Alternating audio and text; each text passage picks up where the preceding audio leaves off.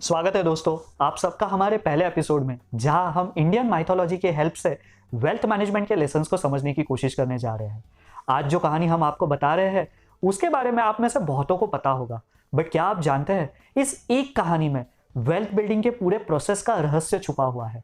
यह कहानी है अमृत मंथन या समुद्र मंथन की। अरे अरे, अगर आप भी सोच रहे हैं कि इस कहानी के बारे में मुझे तो सब कुछ पता है, तो जाते हुए हमारे दो सिंपल सवालों के जवाब तो देते हुए जाइए। हमारा पहला सवाल है, अमृत मंथन क्या पाने के लिए किया गया था?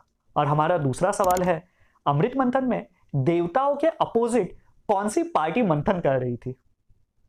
अगर आप भी यह सोच रहे हैं कि समुद्र मंथन अमृत पाने के लिए किया गया था, जिसमें भगवानों के अपोजिट असुर मंथन कर रहे थे, तो आपको बताना चाहूंगा कि आपके दोनों जवाब सरासर गलत है।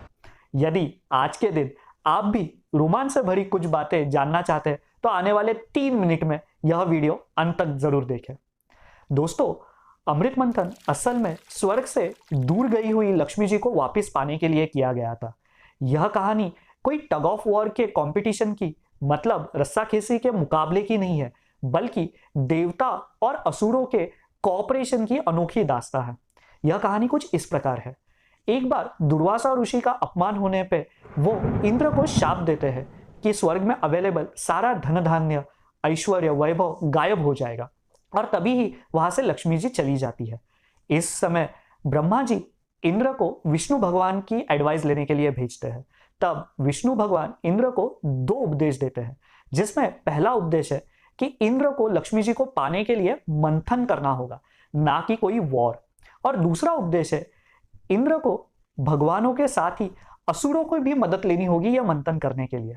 फिर शुरू होता है सिलसिला मंथन का। कहा जहां लक्ष्मी जी छुपी हुई रहती है, क्षीर सागर में। क्षीर जिसका मतलब ही है दूध का सागर।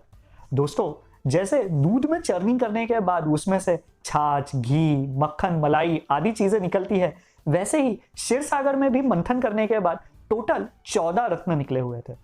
इन रत्नों के प्राप्ति के लिए सागर में एक विशालकाय और मजबूत पर्वत की स्थापना करनी थी।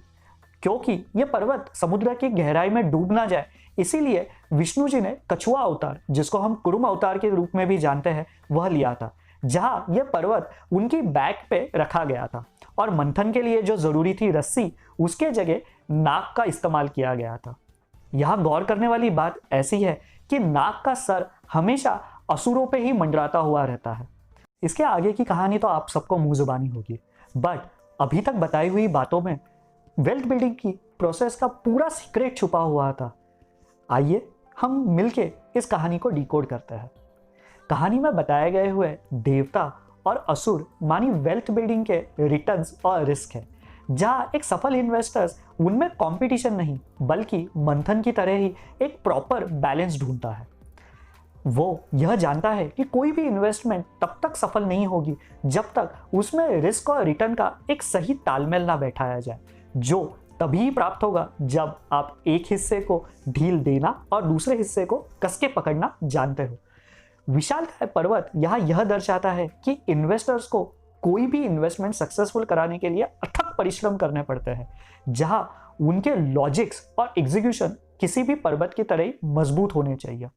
नाग देवता यहाँ दर्शाते हैं किसी भी टाइम पीरियड या स्पेसिफिक डिसिप्लिन को, और उनका सर जो हमेशा असुरों पे मंडराता है, वह यह कहता है कि आप कोई भी डिसिप्लिन को तोड़ के जब रिस्क को इग्नोर करते हो या किसी भी समय पे रिस्क को अनदेखा करते हो, तब वही हाल होगा आपकी इन्वेस्टमेंट का जो नाक के डसने पे होता है किसी व्यक्ति का।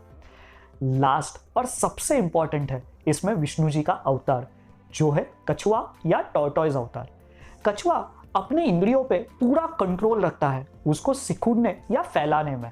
वैसे ही इन्वेस्टर्स को अपने साइकोलॉजी और इमोशंस पे कंट्रोल रखना जरूरी है। जो इंसान यह क्वालिटीज पजेस करता है, वो पर्वत से कई विशालकाय पराक्रम करने का काबिलियत रखता है। दोस्तों, बिलीफ एक ऐसी चीज है जो मानो तो सब कुछ और ना मानो तो कुछ भी नहीं। इसी बिलीफ को मरते नजर रखते हुए आशा करते हैं कि आज की इस स्टोरी में आपको भी बहुत से मजेदार लेसन सीखने मिले होंगे। हम ऐसी ही कहानियों को लेके आपसे मिलने आ रहे हैं अगले हफ्ते। आज लक्ष्मी पूजन के दिन आप यह वीडियो को लाइक और शेयर करना ना भूलें। क्या पता कि आप अपने बच्चों तथा फैमिली को वेल्थ बिल्डिंग के लेसन सिखा के लक्ष्मी जी का सही मायने में आवाहन कर रहे हो। We will see you soon. Till then, take care and have a safe Diwali.